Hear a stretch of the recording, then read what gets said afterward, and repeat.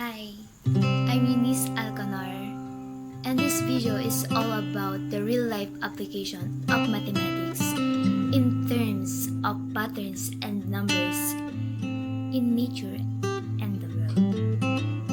So, after nyong mapanood tong video na to, sobrang dami nyong marirealize na sobrang lawak pa talaga ng math.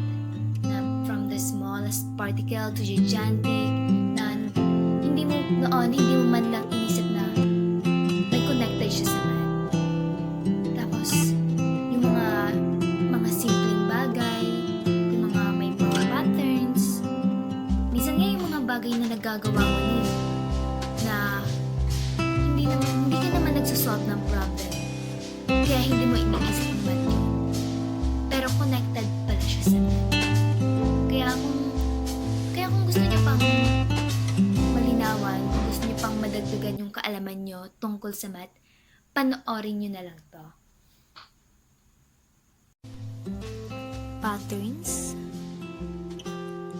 numbers, in nature and the world.